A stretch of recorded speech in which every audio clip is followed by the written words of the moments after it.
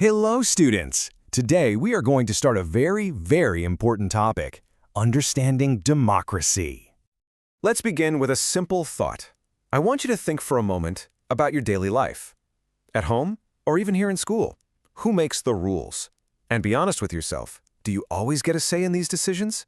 You see, this idea of having a say, of having your voice heard in the rules that affect you, well, that idea is at the very heart of democracy. It's a huge concept that explains how whole countries are run. So let's unpack this big word, democracy. It's more than just a word you hear on the news. Let's find out its true meaning. Okay, so where does this word even come from? Well, it comes from the ancient Greek language, from the word demokratia. It's made of two parts, demos, which means people, and kratia, which means rule. So if you put them together, it means rule by the people. Now that seems simple enough, but I want you to think a little deeper. Is knowing where a word came from, its origin, is that enough to understand what it really means today? Let me give you an example. Think about the word computer. Originally, it just meant a device for computing, for calculating difficult math sums. But what does a computer mean to you now? It's for writing, designing, listening to music, watching films, so much more. The meaning has changed and grown over time. And it's exactly the same for the word democracy. So this brings us to a very crucial point. We must not accept the definition just because it's famous or because it's very old. We have to think for ourselves and truly understand what it means. For instance, take this very famous, beautiful definition by Abraham Lincoln. He said, democracy is government of the people, by the people, and for the people. It sounds wonderful, doesn't it? But is it a truly useful definition? You see, it's inspiring, but it's not very precise. It doesn't really help us tell the difference between a real democracy and a government that's just pretending. After all, almost any government could claim that they are for the people. We need a much clearer way to measure it. All right, because so many different types of governments call themselves a democracy, we need a simple, clear starting point, a foundation we can all agree on.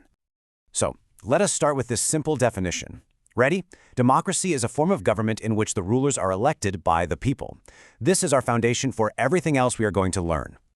Now, a good student knows that understanding a definition means understanding every single word in it. So let's look at this one carefully.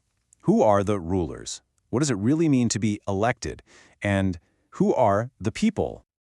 Sometimes the best way to understand what something is to first understand what it is not. So let's look at the opposite of democracy. Let's look at this table. In a monarchy, like in Saudi Arabia, the ruler is a king or queen. They get power because they are born into the royal family. In military rule, like we saw in Myanmar in the past, an army general rules, and they get power by taking control with military force. And then we have democracy, where the rulers are elected representatives chosen by the people. So what's the most important difference you see here? It all comes down to one word: choice. In a democracy, the people have a say. In these non-democratic governments, they do not. Now, some people criticize democracy. They say, oh, it means chaos, or that decisions take a very long time. So let's think about that for a moment. Well, yes, in a democracy, many people must be consulted before a decision is made. And yes, this can take time. But this process is actually a good thing. It reduces the chances of making rash or irresponsible decisions. So where are we now? We have built a simple, clear definition to begin our study. Our journey has just begun. Let's review that definition one more time because it's so important. Democracy is a form of government in which rulers are elected by the people. Remember this foundation as we are going to build upon it.